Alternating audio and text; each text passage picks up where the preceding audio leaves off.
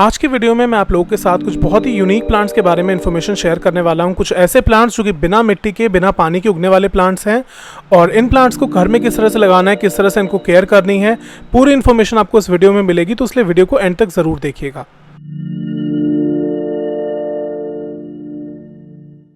तो शुरुआत करते हैं सबसे पहले बिल्कुल बेसिक इन्फॉर्मेशन से। ये जो प्लांट्स हैं जो कि बिना मिट्टी के, बिना पानी में चलने वाले प्लांट्स हैं, इनको हम बोलते हैं एयर प्लांट्स। मार्केट में एयर प्लांट्स के नाम से मिलते हैं। एयर प्लांट्स इनको इसीलिए बोला जाता है क्योंकि जनरली कोई भी प्लांट हम लोग मार्केट से लाके मिट्टी के अंदर उसे लगा देते हैं या फिर पानी में उगाने वाले प्लांट्स मिलते हैं।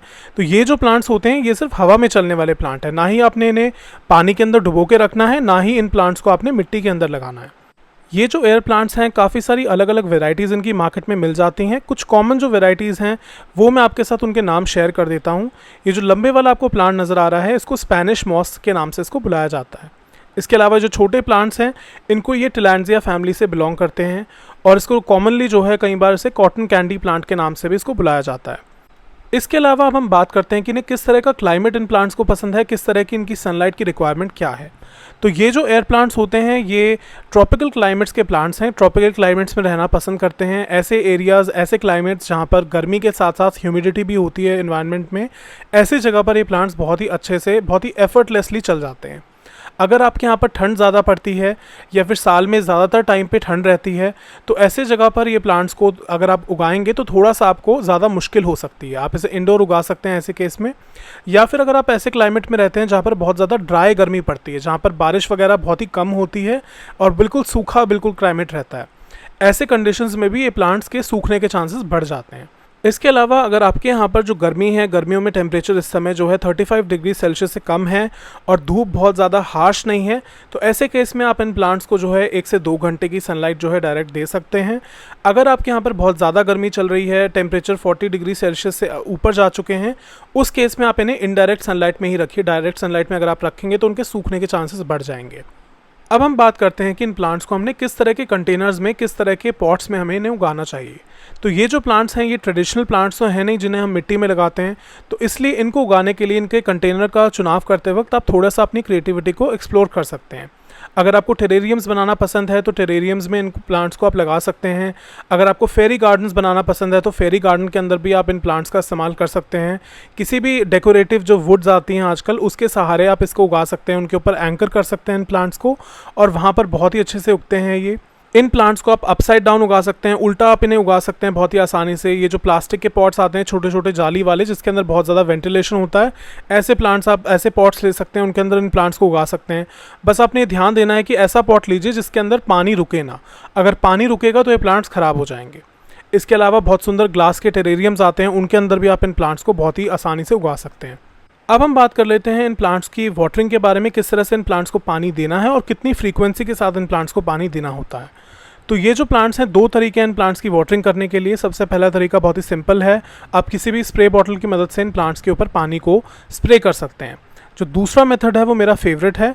उसके अंदर मैंने प्लास्टिक की एक बकेट ली है, उसके अंदर पानी को भर लिया है और उसके अंदर हमने एयर प्लांट्स को अपने डुबो करके छोड़ दिया है। 1-2 घंटे तक हम डुबो के छोड़ देंगे, उसके बाद हम इन्हें निकाल के किसी ड्राई जगह पर रख देंगे।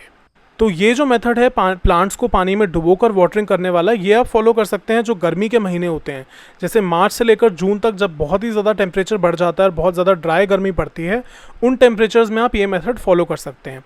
और ये जो आपने मेथड करना है ये आपने ऑल्टरनेटिव डे पे करना है। आपने डेली प्लांट्स को पानी के अंदर नहीं डुबो के छोड़ना है और 2 घंटे से ज़्यादा आपने बिल्कुल भी प्लांट्स को पानी के अंदर डुबो के नहीं छोड़ना है, वरना प्लांट्स ख़राब हो जाएंगे।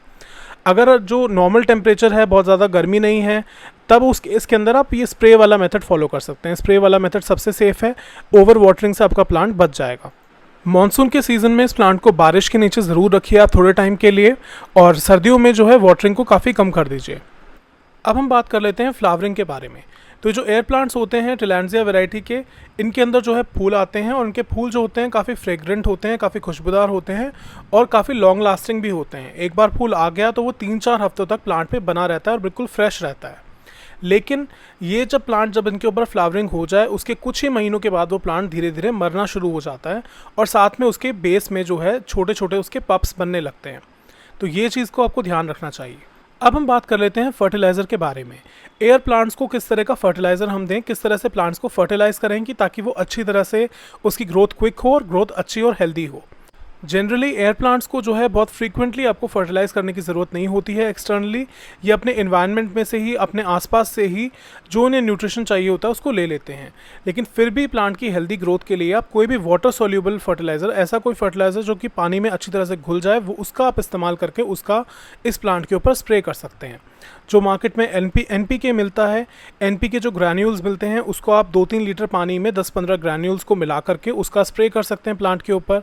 या फिर अगर आप कुछ नेचुरल फर्टिलाइज़र इस्तेमाल करना चाहते हैं तो आप सीवीड एक्सट्रैक्ट का इस्तेमाल कर सकते हैं। सीवीड एक्सट्रैक्ट के मिक्सचर के अंदर इस प्लांट को आप डुबो के छोड़ दीजिए, या फिर आप स्प्रे बॉटल की मदद से प्लांट के ऊपर स्प्रे कर सकते हैं।